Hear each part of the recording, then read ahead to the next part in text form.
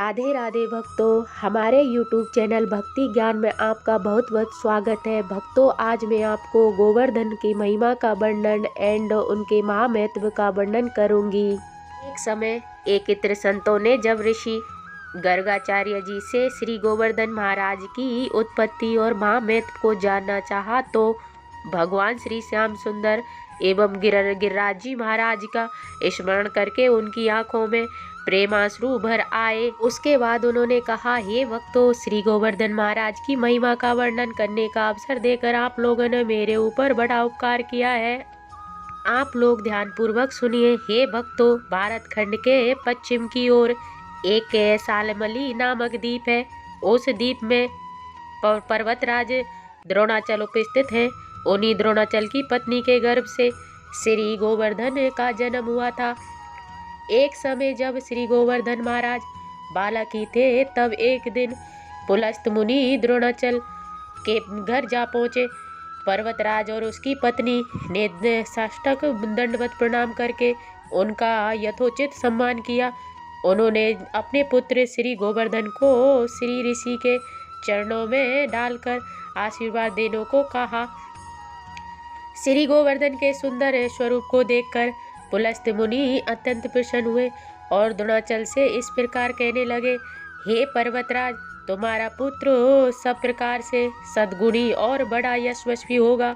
मेरी इच्छा है कि तुम्हारे इस पुत्र को काशी ले जाऊं और वहीं पर इसे स्थित करके इसी शांत कंदराओं में बैठकर निर्विघ्न तपस्या करूं।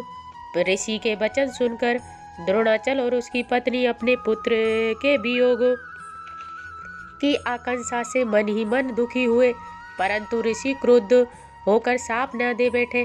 इस वजह से उन्होंने हाथ जोड़कर कहा, हे प्रभु, हमें यह प्राणों से भी अधिक प्रिय है। यदि आप इसे साथ ले ही जाना चाहते हैं तो आपकी आज्ञा श्रोधार्य है। श्री पुलस्त जी ने गोवर्धन से अपने साथ चलने के लिए कहा तो उसने पूछा, हे प्रभु, मेरा शरीर बहुत बड़ा है और भारी है, आप मुझे किस प्रकार से ले चलेंगे? ऋषि बोले, हे पुत्र, मैं अपने योग बल द्वारा तुम्हें अपने दाएं हाथ की हथेली पर बैठाकर ले चलूँगा। तब गोवर्धन ने यह शर्त रखी कि आप मुझे मार्ग में जहाँ कहीं रख देंगे, मैं वहाँ से आगे नहीं जाऊँगा। पुलस्त जी ने इस शर्त को स्वीकार कर लिया। माता पिता के चरणों में प्रणाम करके गोवर्धन ने विदा ली। चलते चलते जब पुलस्त जी ब्रजमंडल में पहुँचे तो श्री गोवर्धन ने अपने मन में विचार किया कि द्वापर युग में श्री भगवान इस भूमि पर अपनी 16 कलाओं सहित भगवान अवतार लेंगे। यदि मैं यहीं पर रुक जाऊं तो मुझे प्रभु की लीलाओं के दर्शन करने का सुअवसर प्राप्त हो जाएगा। इन विचारों के मन में आते ही श्री गोवर्धन ने योग बल द्वारा अपने शरीर के बोझ को बहुत अधिक बढ़ा लिया, जिससे श्री ऋषि की हथेली में दर्द होने लगा। उन्होंने गोवर्धन को नीचे उतार कर रख दिया और कहा, ये पुत्र, मैं स्नान, संध्या बंदन आदि से निवृत्त होने जा रहा हूँ। देर पश्चात मैं तुम्हें लेकर आगे बढ़ूंगा। जब वे लौट कर आए और उन्होंने गोवर्धन को फिर हथेली पर रखना चाहा तो श्री गोवर्धन ने कहा, हे प्रभु, अपनी स्वीकृति स्मरण करें। जब आप मुझे रख देंगे तो मैं उससे आगे नहीं चलूंगा।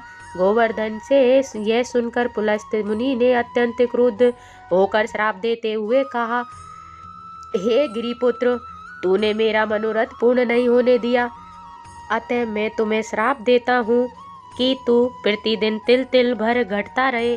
श्राप देने के बाद जब ऋषि का क्रोध शांत हुआ तब उन्होंने कहा, हे वत्स, मैं अपने वचन भूलकर तुम्हें श्राप देने की गलती कर बैठा।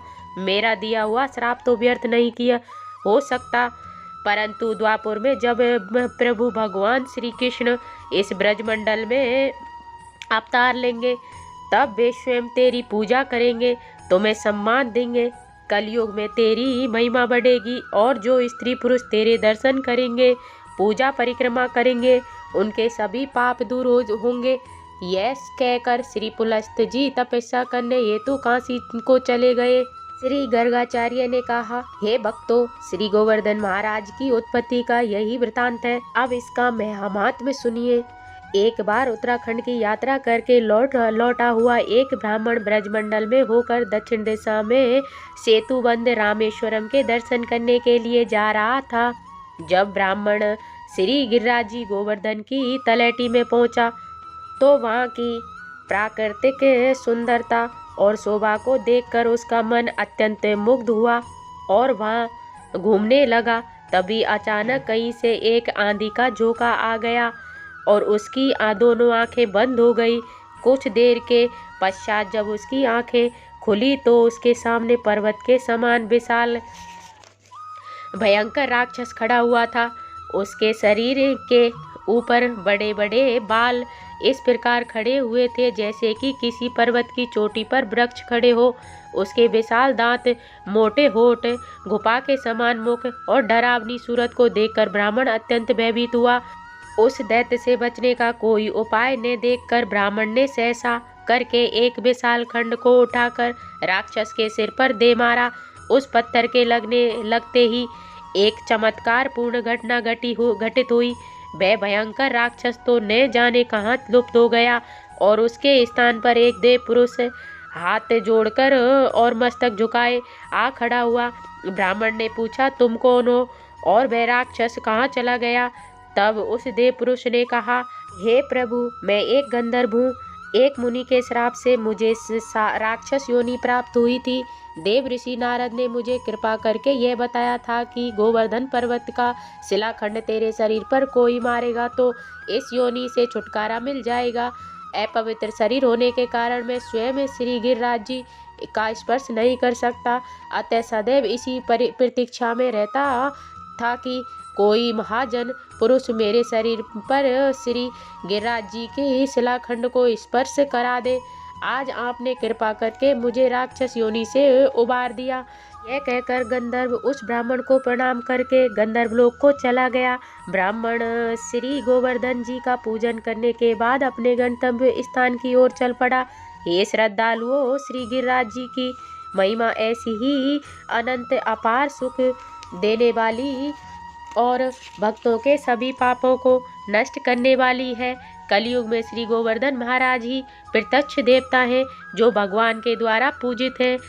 ये अपने भक्तों की समस्त मनोकामनाओं को पूर्ण करने वाले हैं। श्रद्धा एवं विश्वास पूर्वक मानसी गंगा में स्नान करने वाले व्यक्ति विद्या, बल, बुद्धि तथा धन धान्य को प्राप्त कर पाप मुक्त हो जाते हैं तथा प्रति मास नियमित रूप से श्री गिरिराज जी की परिक्रमा करने वाला मनुष्य चारों पदार्थ धर्म, अर्थ, काम, मोक्ष को प्राप्त करते हैं। इस प्रकार गोवर्धन के महिमा का वर्णन और महत्व संपूर्ण होता है। भक्तों, हमारा वीडियो पसंद आए तो लाइक करें, शेयर करें एंड सब्सक्राइब करें और बेल आइकन को प्रेस करें जिससे हमारा अगला वीडियो का नोटिफिकेशन आपके पास सबसे पहले प्राप्त हो। राधे राधे भक्तों, जय श्री कृष्णा।